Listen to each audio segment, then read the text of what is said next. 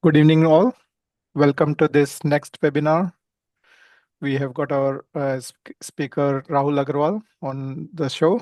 So, welcome, Rahul ji. Thank you. You are an IT professional. You manage a large team and you have done very successful project management and delivery of IT solutions. But at the same time, you have a lot of passion on Indian history and mythology and all. So, we are very keen to hear from you today. Before we start, just simple housekeeping rule. Keep yourself on mute during the program and only unmute when you're asking question. If you have any question, put in the chat. In this particular webinar, we'll be taking questions towards the end. So pay all attention to the presentation during the first part, and then we'll ask questions towards the end. And this is a series. This is the third webinar we're doing. All the recordings are posted on FIAV, Federation of Indian Association Victoria Facebook page, as well as on various WhatsApp groups, as well as on my LinkedIn. So in next flyer, I'll be putting all the links as well so that you can watch all previous webinar recordings. They are very educative, very informative. So don't miss, take your time, watch them offline, share with your friends, share these flyers with your friends. We have kept this time fixed Wednesday, 9 p.m. every week. So if you know any friends and any potential speaker for these webinar shows, please recommend to me directly and we will potentially bring them on board. Next week, we'll be potentially having a webinar on how to do negotiation. We have got a very knowledgeable Harvard educated speaker coming. So I'll share more details on that next week's webinar after this program. So without further delay, over to you, Rahulji. Welcome again, and please take the program ahead. Yeah. Thank you. I'll start with sharing my screen. Just give me a moment. Okay. You can see the screen. Yes, we can. Thank you. Okay, so I'll start. Thank you, Surya, for giving me this opportunity. So as a child, I often wondered the reason behind the different lengths of the month, with some spanning 31 days while others 30.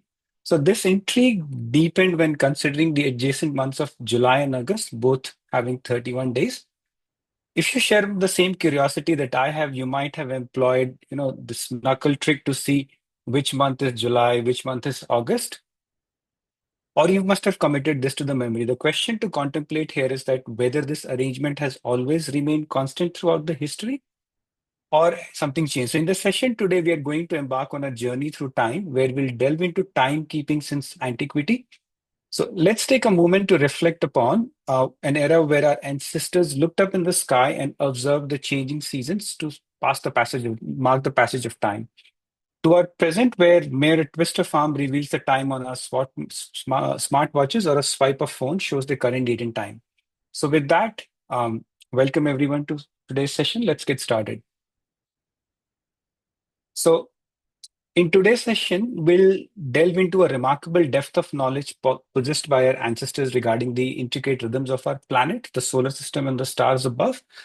India and Australia share a very rich heritage, and like India, the Aboriginal people also had a deep knowledge of timekeeping, and they have kept it alive in their stories.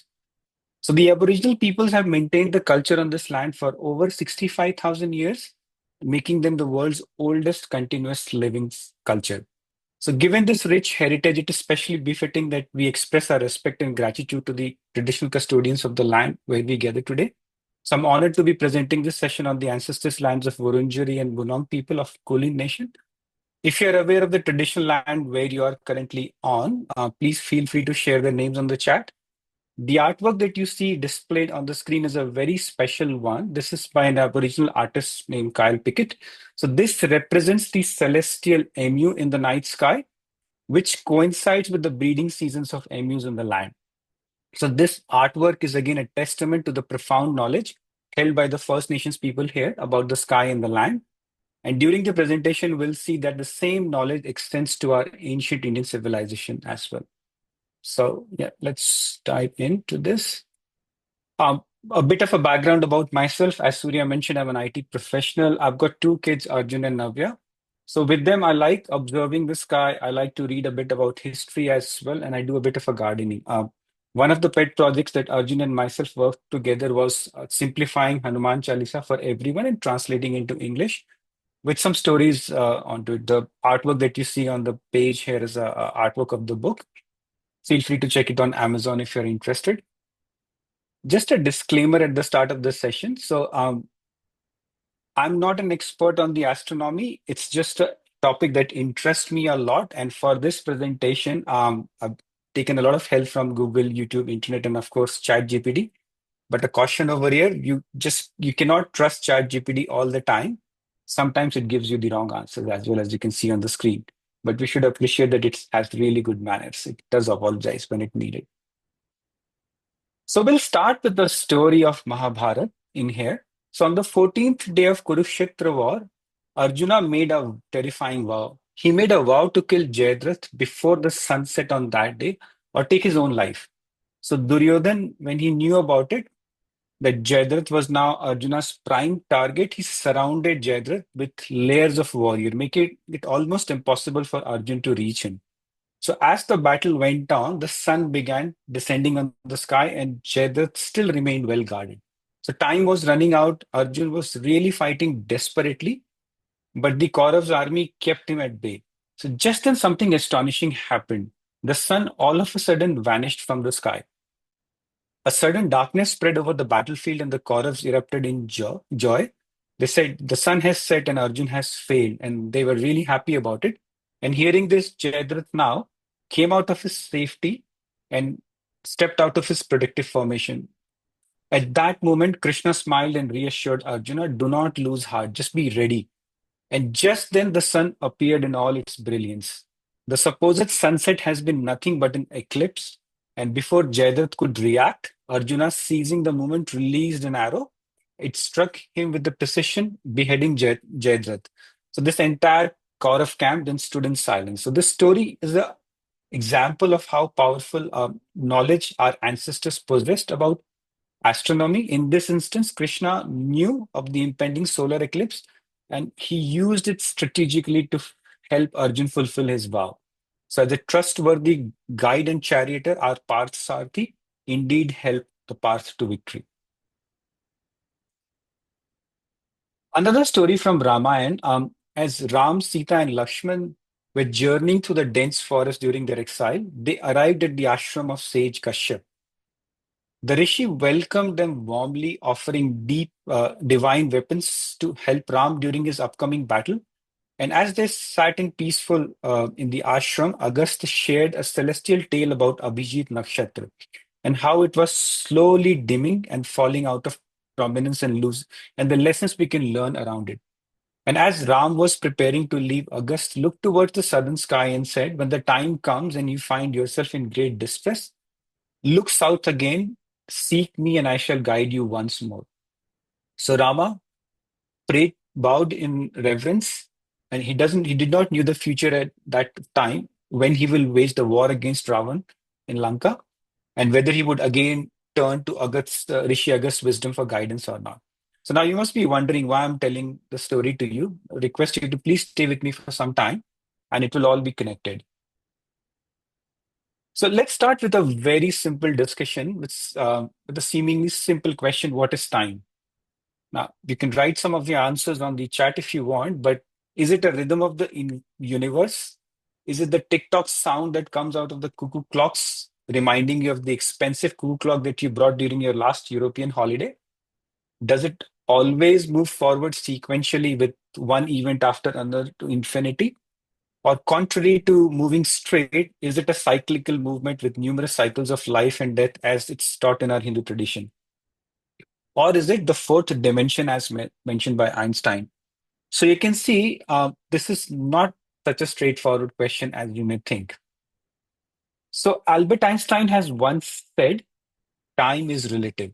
And one of the most famous quote always attributed to Albert Einstein is that when you sit with a nice girl for 2 hours, you think it's only a minute, but when you sit on a hot stove or a hot plate for a minute, you think it's 2 hours. So that's the relativity of time. So I hope this session feels that you're sitting on a beach with your friends and, with probably a drink in your hand, but not sitting on a hot plate. So let's see how it goes. So question, why did the calendar go to school? To learn to date properly. Okay, so what is a leap year? And now, can somebody start to write on the chat? I mean, I think some of the easy answers would be a leap year is something which happens every 4 year, or when the Olympics happens, or any month in February which has a 29 days is a leap year. Um, so is 1900 a leap year? Can some of you start to write this on the chat whether it is a leap year or not? Let's ask Excel. So if you use Excel and if use Excel to see if it's a date or not, 1900 is a leap year or not. Yes. So you would see that at least as per Excel, it does say that it is a valid date. 1900 is a leap year. So you can see 29 to 1900 as a Wednesday. But if you look on the internet, or if you look into the calendar closely in here, it is not a leap year as per the calendar. So something is definitely not uh, correct in here. So we just need to figure out what's happening in here. Let's do a group activity together. If you want, you can open timeanddate.com on the browser, on the calendar. And let's start for the year 1752. Let me try to do this together in here. So I've opened the timeanddate.com. I would put in 1752 as the year. Now, when you see this year, does anything look unusual to you here?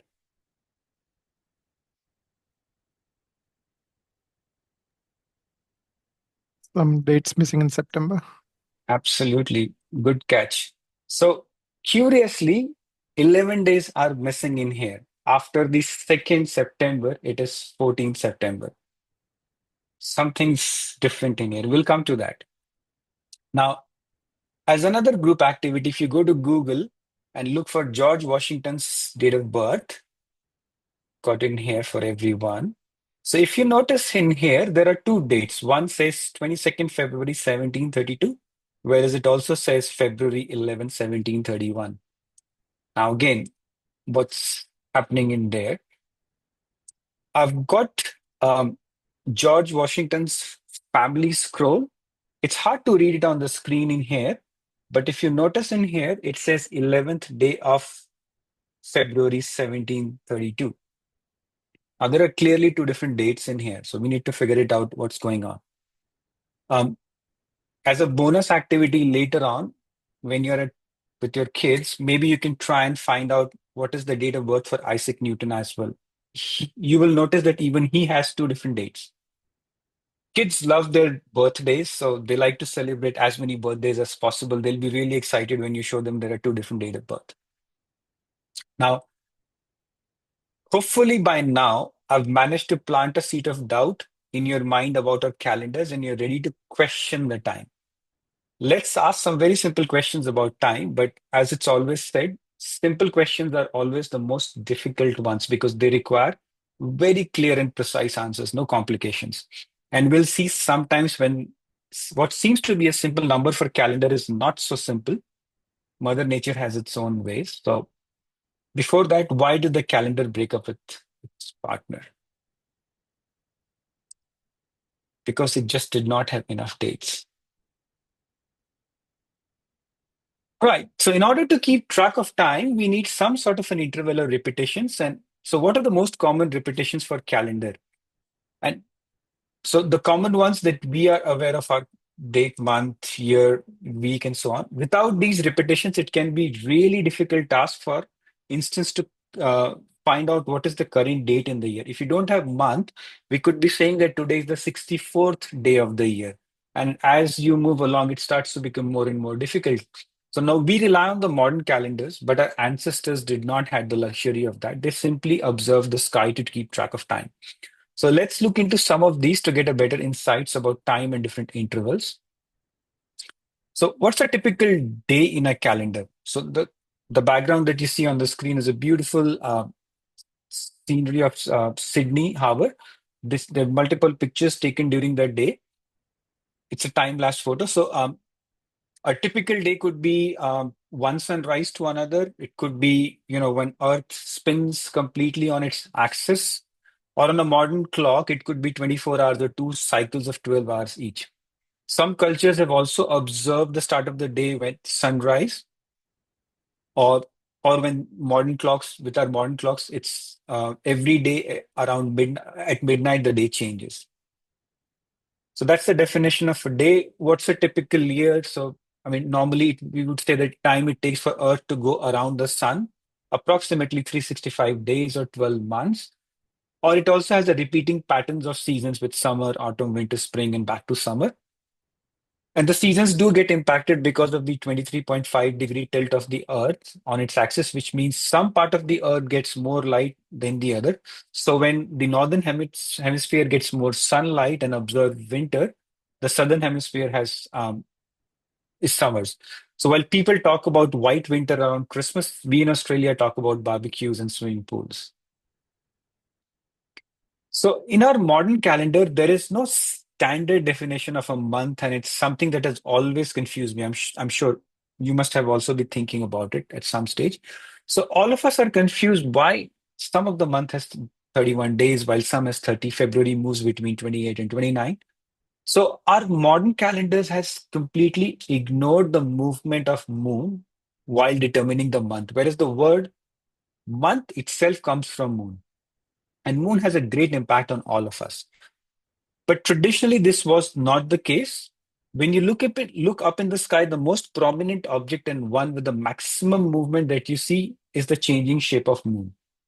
The moon revolves around the earth in a typical 30-day cycle from one new moon to another, one full moon to another. And you can easily look up in the sky, see its shape and position, and you can make a good guess of what day number it is. So now let's look at into these movements in a little bit more details. We know a typical day is from one noon to another when Earth takes a full spin around the sun. So around 12, if you're standing somewhere and sun is directly overhead, you should not see a shadow. So a day would be from one noon to another noon. So Earth rotates or spins around its axis 360 degree, and it moves at the same time because Earth is also going around the sun. It moves slightly further. So it needs that little bit of an extra spin to be straight away overhead the sun. So in actually, it is 361 degrees approximately. So this is called a sidereal day, where the point A to B is where Earth is pointing to a distant star, and which is normally 4 minutes shorter than the tropical day. So these are the two terms that we would be hearing more during the presentation. Sidereal means relating to the star, and tropical means which is based on the sun. And the solar day as well is 2 milliseconds more than the exact 24 hours. So it's actually 24 hours in 2 milliseconds, which is less than a blink of an eye. So these are the numbers. So a solar day is 24.000006 hours, and a sidereal day is 23 hours, 56 minutes, and 4 seconds. So similarly, let's take a look at the movement of moon. So moon again rotates around its axis, and it goes around this Earth, and it reaches where it was in 27.3 days. But because a similar concept, because Earth has also moved forward, the moon needs to then come, in order to come to the same position to be pointing the sun, it needs that extra 2.2 days as well. So thus, it needs around 29.5 days, which is a typical definition of a month. And if you multiply 29.5 into 12, this would be 354 days. But at the same time, Moon goes around the Earth in 27 days. Now, there is a very big importance of 27 days in our Indian astronomy as well. So I'll go. This is a picture of the sky, a night sky, which is a 360-degree night sky. So this has been divided into 27 different parts, and the letters on the red are that you see are the nakshatras. So I'll start with a story in here. So a long time ago in the celestial realms, so Daksh, who was one of the great Prajapatis, he had 27 beautiful daughters. And one day, Chandra, the moon god, approached Daksh and expressed his desire to marry them. So, seeing Chandra's radiance, Daksh agreed, but he had one condition that he should treat all his 27 wives equally. So, Chandra happily married 27 daughters of Daksha and spent time with all of them. But as time passed, there arose a problem. Chandra started to have a favorite. So among his wives, he was most drawn to Rohini, the most charming and most radiant of all. And he spent that extra time in her company, neglecting others slightly. So the other nakshatras of the wives felt ignored and they complained to their father Daksh. Daksh was really furious on Chandra and he cursed and he said that since you do not honor all my daughters equally, you shall wither away or your light will fade. So, as the curse took effect, Chandra began losing his brilliance. He started losing all the radiance and approached Lord Shiva for help. Shiva, being merciful, offered a solution. He said that the curse cannot be reversed and Chandra's will lose its radiance. However, it can again rise to its glory. This is again a very beautiful example of how our ancestors has mapped the whole sky in 27 different parts and found a creative way to remember the nakshatras or asterism around the 360 degree of the sky. So now let's refresh our memory to school and recall what we have learned about equinoxes and solstices. So these are the celestial marker around the year. Equinoxes means equal nights. This is an important marker where on that day of the year, you get equal nights and equal days. So you get 12 hours of sunlight and 12 hours of night. Whereas solstice means that when the sun is still, so it has its two peaks, the summer solstice or winter solstice, signifying whether it is a peak summer or a peak winter. In Australia, 22nd December is the summer solstice, whereas on the northern hemisphere, it's called winter solstice. Now, these are really important markers because this helped ancestors and previous agriculture economy to understand when the seasons are changing.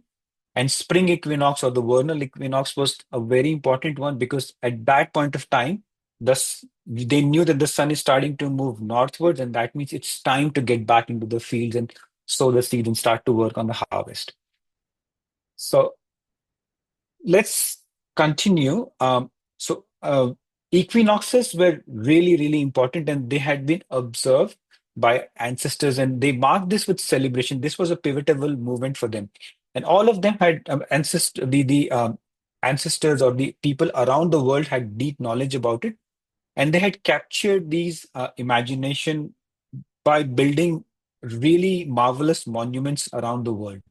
So what you see on the screen are some examples. The first is the Temple of Karnak in Egypt. So on the day of the equinox, the sun rises between its two pillars, as you can see, casting a really bright beam of light through the complex. The same ideas. So on the day you get this in Rahulji, I'll interrupt you. develop I'll interrupt you, Rahulji. and complex. Uh, Is the audio affecting all or just me? Can somebody unmute and confirm? Yeah, I can't hear either. So it there is is a affecting problem with all. the sound. It is affecting all. Yep, looks like his internet has dropped and he will possibly join back soon. So welcome, Santoshji, Vishalji. Yep, Rahulji, you're back. He's back, but can't Yep. hear. Can He's everybody muted. go on mute again? Thank He's you. muted. Thank you, everyone. Can you all Yeah, unmute again? Yeah. Rahul, you're on mute. Sorry. Okay. I think I have to share the screen again. I don't know if something happened. That's okay. All Lost good. connection. Okay. So yeah, I was explaining about While we got interrupted, Rahulji, one more thing. Your screen share, your video is right in middle of the presentation. So sometimes we can't read some last few lines of your presentation. okay. Okay. So So let if you me can change your style of video Yeah. sharing. Yeah, Okay. thank you. Okay. No problem at all.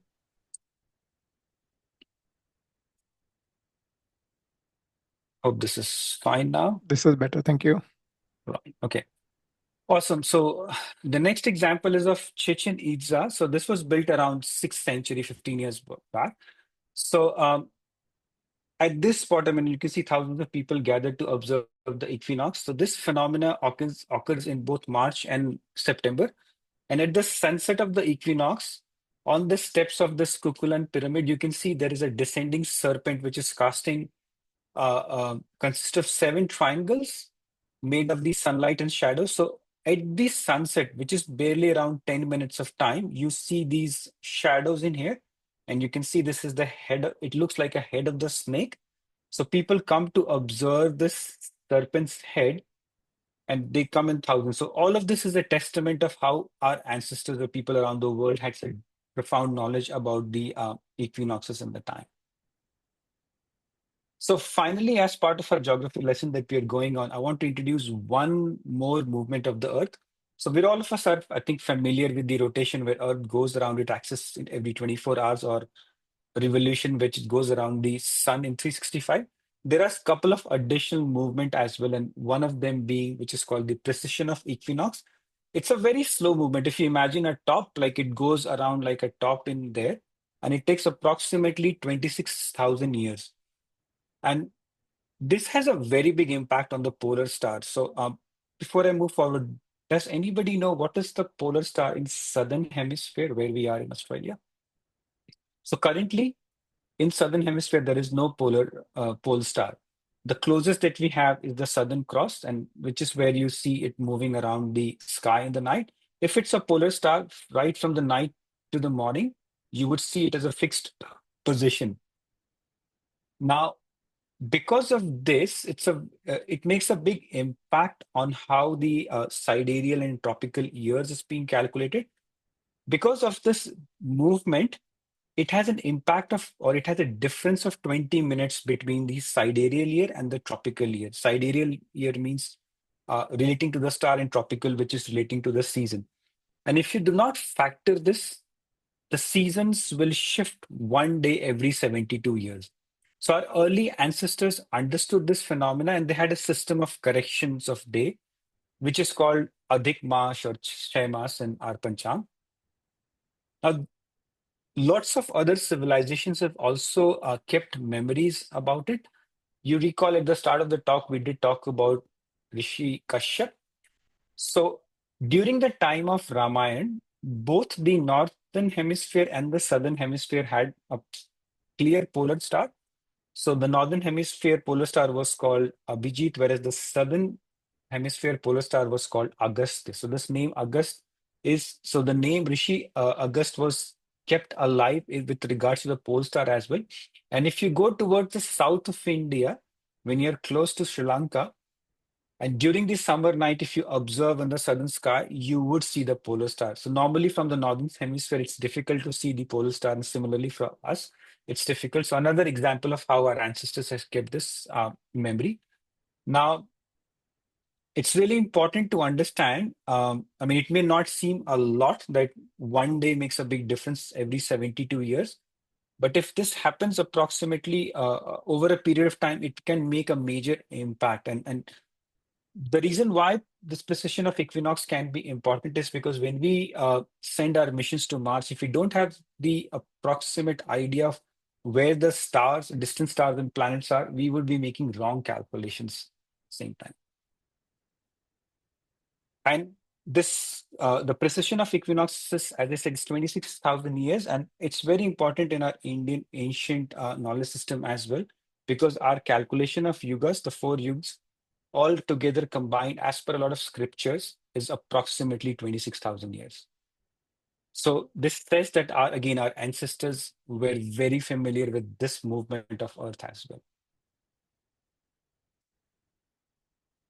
So similarly, in Australia as well, they've got the memory of the precision and the polar star as well.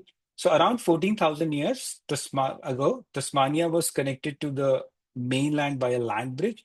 And according to some of the elders here, they have story where they had a brilliant star called Moini, which used to shine over the South Pole during the time. And when the rising seas isolated Tasmania, so their legend tells about the sun and moon seen as man and a woman who gave birth to two sons, Moini and Dromedin.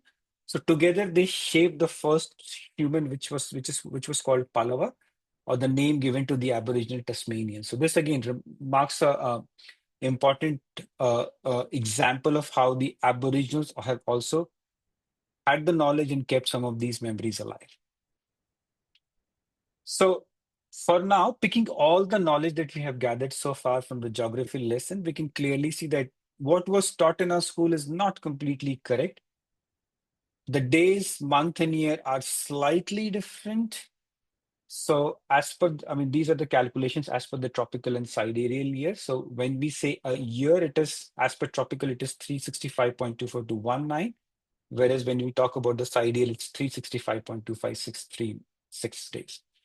So if we take the days as exactly 360 year as 365 days or 365.25, we will end up into some difficulties, as we'll see. Now, next time when someone says that I'm with you 24/7 by 365, you can hit them by saying that actually I prefer you to be with my side by 24/7 by 365.24 to 19. That's the true commitment. Of course, there's slightly chance that they may start to drift away after that. Okay, another one. Why did January break up with February? Because it felt too cold in that relationship. Right. So while we have completed our geography lesson, let's do a history one now. Now you must be seriously wondering, what's this talk about? But please bear with me for a few more minutes, and I promise this is going to be a really good joyride. The big question that can naturally come up to mind is that when our ancestors had such precise knowledge about stars and calendars, how did we mess this up? Now, I don't have a specific answer to this one, but one of the points that always comes to mind is that to track the time, you need very good understanding of numbers and decimals. Whereas Romans had a peculiar numbering system called Roman numerals, which does not have zero or decimal, and that makes any calculation extremely difficult. Now, if you take a walk back in the time, Romulus was a legendary founder of Rome. He came up with the first Roman calendar, and it had 10 months. And if you can see, those 10 months out of 31 and 30 days, totals up to 304. So that leaves around 61 days at the end of the year. So those 61 days were, in a way, considered unlucky at that point of time, and nobody used to bother too much about it. And you can imagine the Roman cities at that time during winter. No one must be caring about time a lot. They must just be drinking wine and enjoying. Or if they had a streaming services, maybe they would watch Game of Thrones and say winter is coming. But next came Numa Pompilius. So he was another legendary Roman emperor around 700 BC. And he wanted a calendar which was based on the moon. So he made a calendar of 354 days, approximately 354 days. And if you notice, all these days are odd days because back then in Rome, the even days were somehow considered inauspicious. But then, if you curiously notice, he introduced January's and February as 2 months as well. But if you notice, February still has 28 days. So the reason for that was if you keep all of them as odd, the whole year would be 354 inauspicious. So February had to bear the brunt. But then this is still 355 days, which aligns with the lunar cycle, not with the solar cycle. So then came Julius Caesar. So after winning his war in Egypt, he saw that they had a sun-based calendar, and he wanted to fix Rome's calendar as well. So he worked with the Greek astronomer who he met. That his name was Sosigenes. So they ditched the lunar or the moon idea, and they made a new calendar which was 365 days, adding a leap day every 4 years. So now some of the his bureaucrats, Roman nobles, were really impressed by him. And then what he did was he gave the month, he changed the name of the month as July. Now, sorry, before we go further, if you curiously notice, the initial name of the months were all after the Roman gods: Martellus, Apelles, Maus, Lunius. And from there on, these are simply numbers. Sextilius is 6th, September is 7th, October 8th, November 9th, and December 10th. So we've carried this legacy even till today, where although December is the 12th month of the year, but it actually says it's 10th, and November is 9th, and so on. So coming back to the story of Julius Caesar. So now, because he introduced this reform, he wanted to mark it, and his nobles were also very happy with it. So he changed one of the name of the month to July. And that's where July gets its name, from Julius Caesar. Now, this was fine, but this really ate some of the Roman bureaucracy as well, because for some of them, these calendars were very sacred, and they did not like somebody changing or playing with these calendars. And believe it or not, around 3 years later, this was one of the reasons as well why Julius Caesar was assassinated. Now, after Julius Caesar was assassinated, the calendar again got a bit messed up. The bureaucracy did not remember what was the rule for the leap year, because the rule that Julius had explained to them was after every 3 year, add a day for a leap year. What they started doing was they started adding an extra day during the 3rd year itself. So this again meant that the calendar was again out of sync. Now came his nephew, Augustus Caesar. So he understood this was a problem. He also understood the mistake that Julius Caesar made. So what he did was, over the next 16 years, he slowly made reforms to the calendar, and then he fixed the problems of the leap year as well, making every 4th year a leap year. Again, because he made such a big reform, he wanted to have a month in his name as well. So that's where Sextilius was changed to August, in the name of Augustus Caesar. Now, he being a Roman emperor, he would not have a month less than the previous emperor, Julius Caesar. So that's where August, instead of being 30 days, became 31 days, and February had to sacrifice that one day for him. So that's the reason why February has 28 and 21 days, and why July and August have both 31 days. Okay, now a question. Did this fix the problem? Did this fix the calendar? Yes or no? Anyone? The answer is no. Because the springs, even with this problem, the spring equinox still started shifting, and which means that the calculation of the Easter was also incorrect. Now, when is the Easter celebrated? Does anybody know? Right. So the common answer could be on a Sunday, sometimes in March, April, and there's a public holiday for both Friday and Monday, which means we get a 4-day break, right? I mean, this is the most common answer that we can hear, Australia. But the calculation, the Easter is celebrated after the first Sunday, after the spring equinox, and after the first full moon. So that is when is the day for Easter. Now you can well understand, if people does not have the concept of the vernal equinox, if they don't have a full concept of the moon, what is the moon cycle, it's very difficult to calculate what is Easter. And Easter is an important religious festival for approximately half of the world. Now for Easter 25, and if you go by the same calculation, this year the vernal equinox is on 20th March. The first full moon would be after 20th March, would be on 30th April, and the next Sunday is 20th April. So that's the day of Easter. Now, if you can remember this one for next year, you would be able to easily know when is the Easter. Now, all of this meant that because of this tropical year difference between the tropical year and the Julian year, there's a difference of 11 days in here. And what it meant was the Julian calendar was not exactly correct, and people were not celebrating Easter on the right day. And some of the people started making fun of Christians that they are not celebrating Easter, and then they started questioning the church as well. So then came the Gregorian reform in 1582, where Pope Gregory XII, he appointed a mathematician of its time, Christopher Clavius, to align the calendar year to the tropical year. So he came up with a formula which said that every year that is divisible by 4 is a leap year, except for years that are divisible by 100.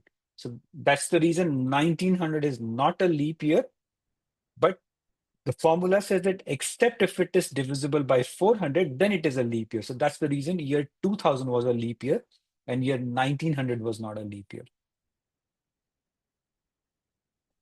So the Julian, between the Julian and the tropical, so this was the reform. So the Julian year says a year is 365.25, tropical is 365.2422, and Gregorian is 365.2425, pretty close. Now, this has a error margin of 1 day per 3,000 years approximately. And if you factor in the precision of equinoxes, it is close to 1 day in 7,700 years. So we pretty much solved the problem then. But did this fix the calendar again? The question, yes or no? The answer is not completely. And the problem is not every country adopted the Gregorian reform in 1582. So these are the list of some of the countries who adopted the Gregorian reform. So if you notice 1752, and that's the reason why George Washington's date was incorrect, because some of these countries adopted the Gregorian calendar in 1752. Now, I've specifically mentioned Russia in here. I think it's 1918 is wrong. It should be 1908. So the Summer Olympics of 1908 was conducted in London. The Russians team did not knew about the start date because they had the start date as per the Julian calendar, and they arrived at the Olympics 11 days later. Nobody told them about the Gregorian reform, it seems. But it was not such a big problem because at that point of time, the Olympics used to happen for a long period of time. I think it was approximately 5-6 months. So Russians still did participate and won a lot of medal, but really good anecdote from history. So recapping a lot of this information, this is a brief timeline of the time, starting from the antiquity when our ancestors looked up in the sky, observed the sun, moon, stars to keep track of the time. Then came Julius Caesar, who replaced the Roman calendar based on the complex lunar month, introduced Julian calendar. Augustus Caesar later on fixed the 4-year cycle. In the year 325, something special happened, and this was the year of the Council of Nicaea, where Emperor Constantinople, he fixed the date of Easter. There was a big gathering of all the popes together, and then they had to decide on when would the Easter be celebrated, because they wanted to separate it from the Jewish Passover and also on. Anyways, moving forward, year 525, something special happened. There was again a mathematician by the name of Dionysius Exeges, and he introduced a system of AC and BC, which meant that year 1 was marked as the birth of Christ. Because till then, if you think about it, what used to happen was there was no way to keep track of the year. People generally used to keep a track of the year by the name of the emperor or by the reign of the emperor. So somebody would say that, in the 6th year of emperor so and so, or in the 15th year of emperor so and so.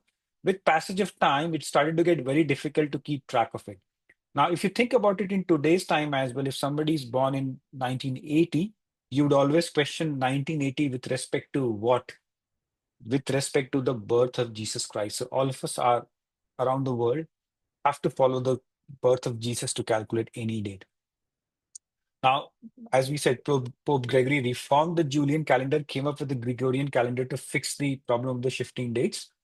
1752 UK, along with the other countries, adopted the Gregorian calendar.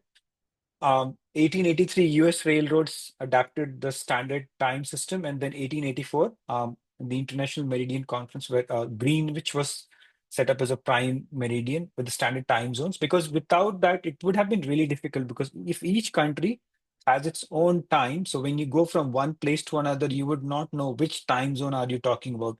If you need to take a train from one place to another place, you don't know the timing is of from your source time or the target time or the train moving from point A to B. Gets very confusing. So that's where this international time zone comes in really, really handy. 1914, something special happened as well. Before 1914, wristwatches was more of a fashion accessory for women. Men did not used to wear wristwatches. During the World War II, they needed a convenient way to find the time, because that's where they would time the detonation of the bomb as well. So that's where the wristwatches were adopted, where the soldiers could immediately twist their arm and look at the time. 2000, we had a first brush of the IT systems with the challenges of leap year. 2015, Apple launched the Apple Watch, which revolutionized the smartwatch and wearables. And today, where we just swipe off a mobile, we see the date and time. Question: why do calendars make terrible comedians? Because their jokes are always out of date. I'm coming towards the end of the presentation. So so we saw at the start of the presentation this artwork. So what happens is that if you observe the night sky in Aboriginal, so normally when we observe the sky, we normally look into the stars. Aboriginals did not only observe the sky, they also observed the dark spots around the sky as well. So once, if on a very clear night, if you see the sky above, you would see this shape, which you can see on the screen, which resembles the MU in here. And this is generally visible in the month of March, when it is fully visible during the April-May, and it assumes the form of a female MU, which is running away from the male, and it's the mating season. As time progresses, around June or July, you would see that the shape of the MU has changed downwards, and then it represents the male MU. And this is the time when the male MUs lay their eggs, or is the incubation time. So what Aboriginals used to do here in Australia, observe the sky, and they knew that this is the time when the eggs are laid. They would go to the nest, fetch some of the eggs for themselves, and then leave the rest in respect of the nature and the MU. So these were really important markers or observation for them to know when to go to the nest to fetch the eggs. Before I close, I'll just introduce you one thing. So we have talked a lot about our ancestors' knowledge of the ancient system, and we've talked about the calendars. I would encourage all of you to, observe the sky. If not anything, just have a look into the moon, and maybe, encourage the younger members in your family as well. So very quickly, this is how you can calculate, or this is how you can observe the moon. During the new moon, what happens is as moon revolves around the earth, it is between the sun and the earth. So the side of the moon, which is getting the light of the sun, is hidden from us. And that's the reason you don't see the moon. And this is where the moon rises with the sun and sets with the sun. When it comes to full moon, when moon has taken 180 has traveled to the other side. So the side of the moon, which is getting the sunlight, is now opposite to the sun. And that's where when we look into the sky, we see the full moon. And at that point of time, the moon rises with the sunset. So if you take this knowledge along with you, so if you look into the new moon, whenever it's a new moon time, you would see that the moon is rising with the sun, setting with the sun. And this, in our calendar, the first half of the calendar was called Shukla Paksh, and the other is called Krishna Paksh, as I think most of us know. When it is the half moon time, or when it is the Saptami, I think today is the Shashti. So on the Saptami day, as the sun is setting, if you look up in the sky, straight up on the northern sky here, you would see a half moon due exactly around the sunset. As the day progresses, as the time progresses, when it is a full moon, as the sun is setting, the moon is rising. Very easy if you think about it. For the first 15 days, The new moon is with the sunrise. As the sun sets on the 7th day, look up in the sky and you will see moon right in front of you. During the full moon time, you would see the moon directly opposite to the sun. And then during the later half of the Krishna Paksh, moon starts to rise later in the night. And that's where the half moon or the Saptami, the moon would rise approximately midnight. But after the sunrise, you would still be able to see the moon. And similarly, it follows one full cycle. Not very difficult, but if you observe, you would be able to start to monitor it very easily. With that, I'm towards the end of my presentation. I'll stop sharing the screen and I'll take on any questions. Thank you so much, Rahulji. It was very, very informative, and I hope everybody in the audience would have learned a lot and must have lots of questions. I would request all the audience to raise your hand through a reaction tool or some other good thing and you can ask question. And before you ask, I've got a couple of questions myself, Rahulji. Yes. According to you, after studying calendar for many years, I believe you have studied it a lot. Do you think calendar is perfect now, or still an opportunity to improve? And what is the most ideal calendar according to you? See, the Gregorian calendar is good as far as the calculation or the tropical calendar or observing the sun is concerned. The only problem is we have completely disregarded the moon. And if you talk about, I mean, there's so much of relevance of moon to us. Moon has, we've got 70% of water in our body, as a lot of people say. Earth has 70% of the water. And moon's gravitational pull makes the high tide, low tide. It makes a lot of impact on human beings as well. And that's where, the word lunatic comes in as well. It makes an impact on the human mind. Lunatic comes from the word lunar. So that's the importance of moon. If we have complete disregard of moon, we've done really good with seasons, but we have not aligned our body with the calendar, with the astronomy. So that's where I think, at least in India, after independence, we had a great opportunity to adopt our ancient Indian Panchang. Somehow we missed the mark. And that's where I think when people don't calculate some of these things properly, that's where you have a problem of drought and others as well. So we've done a good job as far as the calendar is concerned, but not so good as far as the moon is concerned. So the day is fine, 24 hours is pretty much accurate. But what do you think about, you didn't speak about the number of days in a week, and is 12 months a really good breakdown of a year in months, or could it have been different?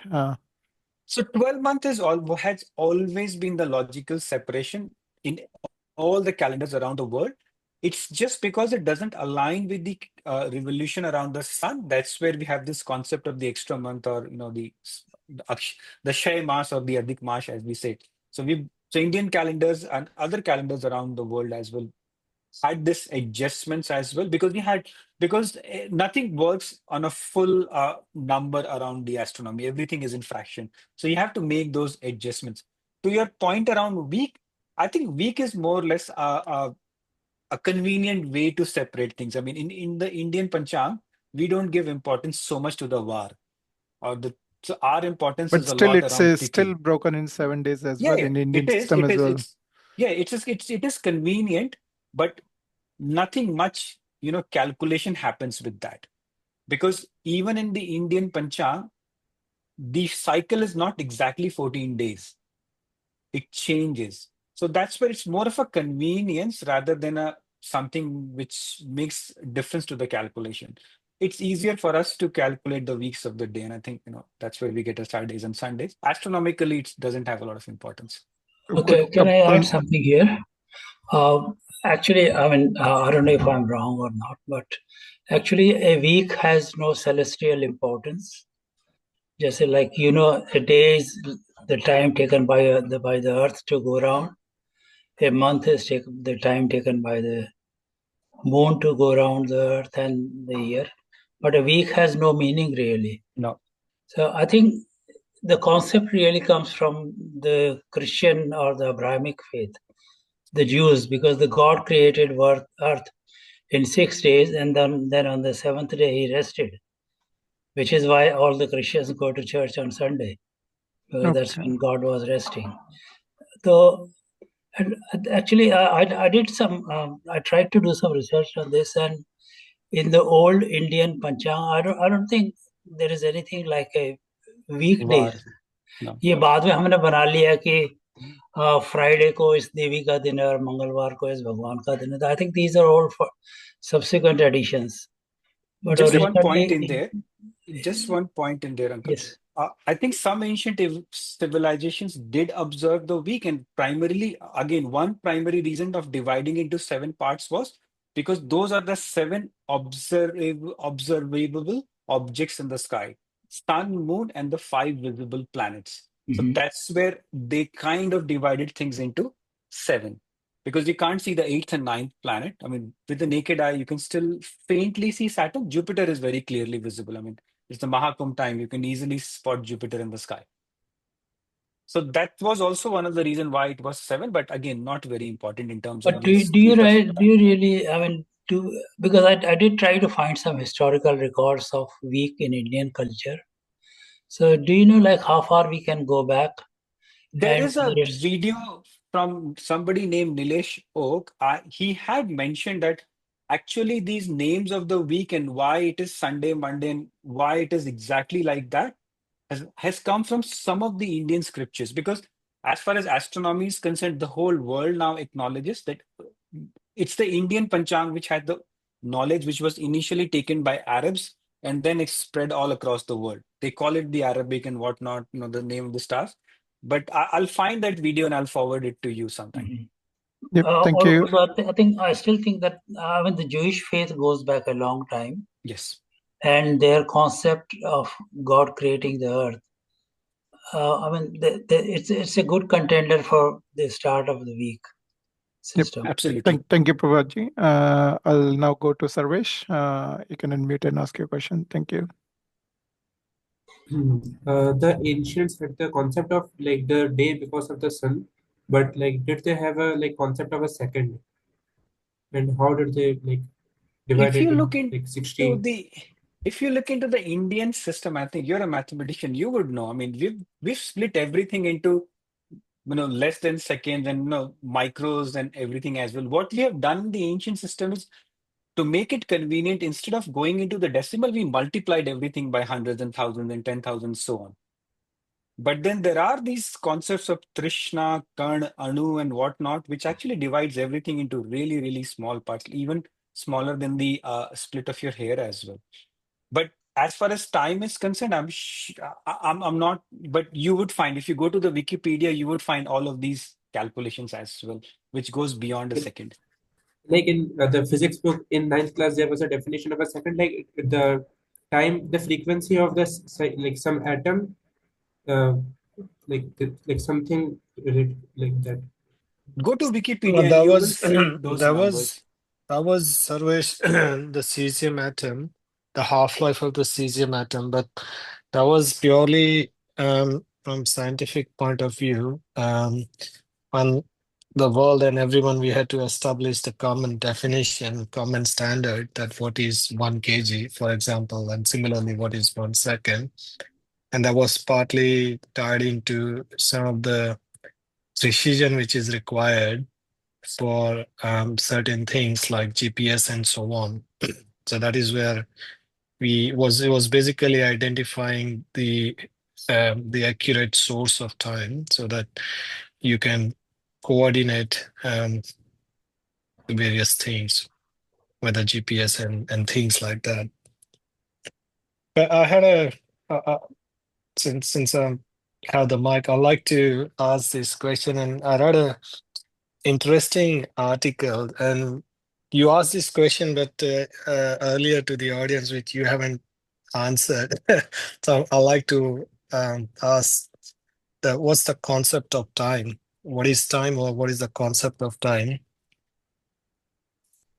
Honestly, I don't have an answer to that, Ashish. It's a very difficult So concept. I saw a very beautiful video, and it was I won't be able to explain in my own words very nicely, but it was something to this effect that basically time gives linearity to our chain of thoughts. It's nothing. There's no such thing as such called time.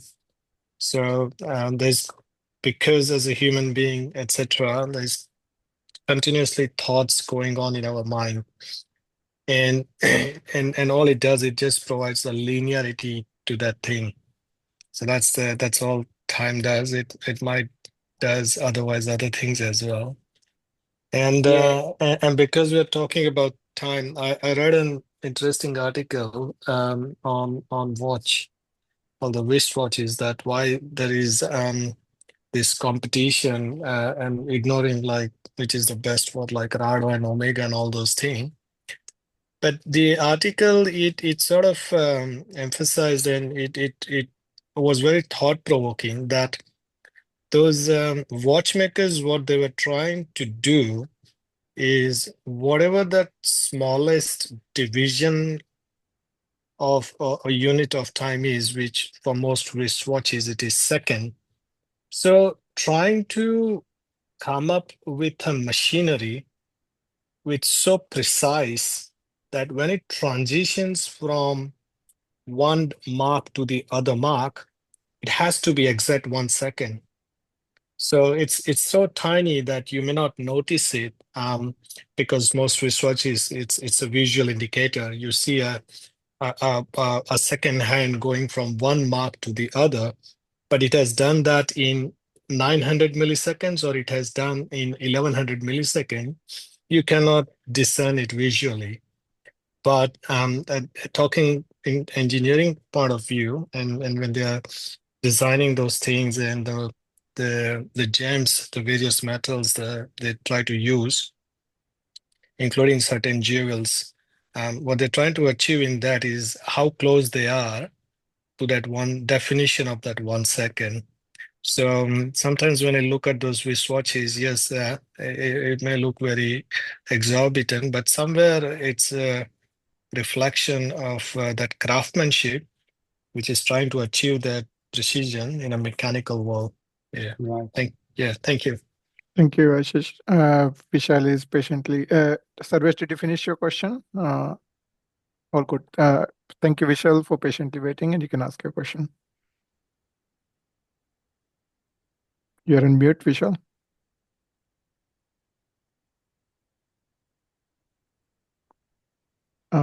Look like Vishal is having some trouble unmuting, but Can you hear me? yes, we can. Over to you, Vishal. Thanks, Sury. Hi, Rahulji. I just want to ask, what is the relevance of the Vikram Samvat calendar when we are talking about the calendar and the authenticity of the calendars? How relevant the Vikram Samvat calendar is in that sense? Difficult question for me, but I mean, see, based on my understanding, it all comes down to the Indian Panchang system. So whether it is Vikram Samvat or anything else, the Samvat actually helps you start a particular calculation of the year. So for example, in the Gregorian calendar, when we say year one was the birth of Christ, similarly, Vikram Samvat has a starting year as well. There are people who've been coming up with different Samvats now, just to make it easier for us to calculate the year. But then ultimately, even Vikram Samvat follows the same Panchang system. But it solves the purpose of anomalies in the calendar with respect to the days, or it's not so perfect? The Samvat is, if you think about it, Samvat is basically just the start of the year calculation. So all the Indian Panchang system, they follow any Samvat, they follow the same Indian Panchang system. So whichever one you take will still be fine. And our at least the good part about our Indian Panchang system is that we have this concept of adjustment. So every couple of years, every 3 years, we'll make an extra month. After every cycle of 19 years, we'll remove a month. And similarly, all of these, we have this option of intercalary or adjustments, which makes everything in sync with the astronomy. So Okay, so Vikram Samvat, along with everything else, all of them makes those adjustments. with respect to the movement of the moon. Moon, sun, everything. Okay. Because our Indian calendar is a lunisolar calendar, which takes both the sun and the moon into account. And the problem Okay. with the Gregorian or the English calendar that we follow is just takes the sun into account. And that's the So, reason, and if you recall, the cycle of moon is 29.5 days, and that's where we have 354 days in a year, which means that every 3 years you have to make subtle adjustments to align it with sun as well. so is it good to say that the Vikram Samvat is more could be more relevant to solve the problem of rightness, or I would uh, say not just Vikram Samvat, but any Indian calendar is the same. Vikram Samvat was started by a king, and then they said that this would be the start of this would be the year one for us. okay, got it. Like, for Thanks, example, I Rahul. mean, I was reading about I earlier mentioned Nilesh Oak as a name who's done some research around this topic. So he is pioneering or is floating the concept of the Mahabharat Samvat. According to him, Mahabharat Was happened around 7,000 years. 7,000. So Yeah, he says that let's follow the Mahabharat Samvat. Again, it's contentious whether it is correct or not. But then, yeah, because anybody can because say it is that this is year contagious one. to the Ramayana, start of Ramayana as well, like 14,000 years. Yes, This is yes, what he calls as the Ramayana days, which is yes. But contagious then to whatever is written in the scriptures. yeah, but the only problem that we have right now is worldwide, we have to follow the birth of Jesus as the Samvat, let's just say. This is our Jesus Samvat that we have. But there is no other option. We have to have a common standard across the world, whatever is most acceptable.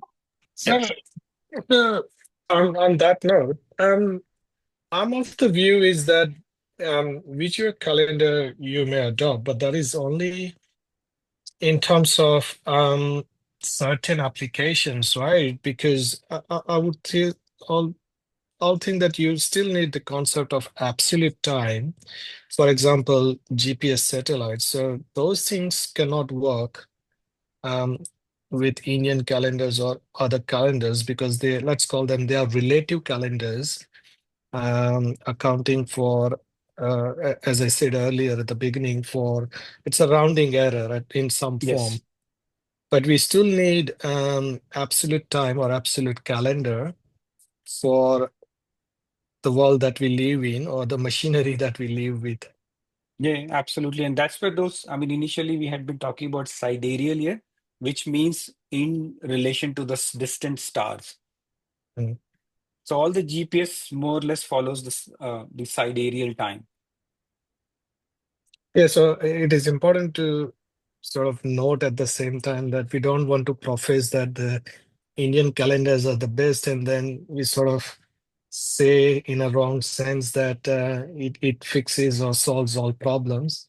It is good See, for certain real world scenarios or sort of in sync with anything that has to do with nature, I would say, around us, the world that we live in, but probably does not apply to the machinery that we have built. yeah, it's no one size fit all, but in the Indian system, there is a concept of both the tropical and the sidereal. And that's where there is this knowledge linked to it as well. But even for example, your GPS time system would not align so well with the tropical time as well. So it's what fits in what scenario. You're absolutely right. So I'm very conscious of time, but I just want to comment that that the calendar and time are all relative, as you put in the Yes. early slides, Rahulji. The context of time, that calendar system is relevant for that country, for that culture, for that religion, then it's meaningful there and it's more relevant Yes. there and all. But when we come as a global village, then we need to align on standard systems and all. Yes. And the most important aspect of any calendar system should be around those flexibility, resetting or adding, removing Adjustments. days and hour adjustments are necessary to align with those solar system events. And also towards the conclusion, Rahulji, I would emphasize if you can say a few words around Kumbh. What is the relevance for general knowledge of everybody who's listening this recording later on? I think now there is enough knowledge with everyone around Kumbh. So we all know it's a 12-year cycle of Jupiter. And then especially this was a special one because it was the 12th anniversary, the 12th repetition of the 12 year, which was a phenomena one in 144 years. It was a special Mahakumbh. So in that every 12 year Jupiter or Brihaspati visits us. And that's where, in order to mark that, we celebrate Kumbh. I mean, again, it's really important that even people who did not keep calculation of the time with the watches, even our, the Naga sadhus and everyone, they would just know that it's a time of Kumbh and they would assemble at a particular place. I would also ask one more concluding question around when you've studied calendar and you've studied a lot of Indian cultural and all those academic things. What's your observation? You coming from an IT profession, what brought your interest there, and what is the significance as you spoke about the Aboriginal people storytelling of preserving that thing as well, but in real terms for young people, young minds coming into this world, into more professional world, what is the key message you want to give? Why these historical and cultural things are really important? What's your key message there? I think it's all about, Surya. It's a really good question. I think it's about both looking forward as well as looking backward as well. Looking in the past, not looking backward. Backward probably a wrong terminology. But then because we have to, with the advancements in AI and everything that we're seeing around, we have to look forward. We have to move forward in life. Like one of the things that I always feel that life expectancy will grow. I mean, people will live longer. There will be more improvements in the medicines. But after having done all of that, if you read some of the ancient scriptures, you would get a lot of modern improvements. But then when it comes to the philosophical questions, you never have the answer of why are we here? Who are we? What is the purpose of us being here? And most of these answers are you can try and find in the ancient scriptures and Bhagavad Gita at the same time. And moreover, as much as we look forward, it's really important to take a pride of where we come from, have a lot of respect for our elders and ancestors, and the remarkable history that we have had, itihas that we have had. So it's important to both look forward as well as look in the past and take pride from there. Thank you so much. And one question on the time itself, which has bothered me a lot over the years. I'm reading all those ancient scriptures myself, and the term which has been expressed that time is constant. We see it relative, as Ashish also mentioned, that we see it as a thoughts in a sequence in a linear fashion, but in time is a constant has been expressed in our scriptures. I don't fully make sense. How can time be a constant? Or it could be my wrong interpretation. Did you ever come across this statement that time is a constant? No, sorry. This is a deep The philosophical deep question. philosophical question, yeah. I won't even attempt to answer that because my knowledge simply rests over there. Yeah. But I think, maybe, Surya, a you have couple to of look at the elders. context in which it was said. Sorry, say that again. I'm saying you have to look at the context in which It has been said, yeah. was So yeah, made. good point. Thank you. Yeah. So I'm very conscious of time, and we are 18 minutes over our committed time. But thank you so much, Rahul ji, for coming today, sharing your vast knowledge on calendar and time.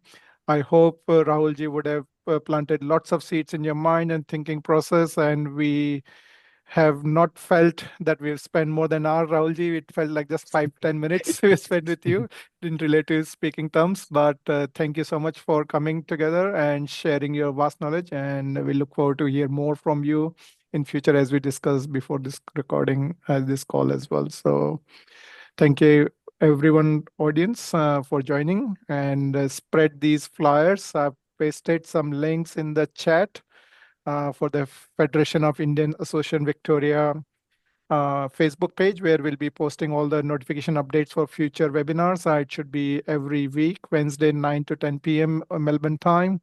I also shared my YouTube channel where we'll be uploading all these VCHAR webinars. And my name is Sury Soni. I'm former president of Federation of Indian Association Victoria and current trustee. And I'm so happy we are having these sessions and look forward to see you more in coming webinars. So with that, we'll conclude today's program. Have a good evening, good night, and see you next week. Thank you. Bye. Thank you. Thank you.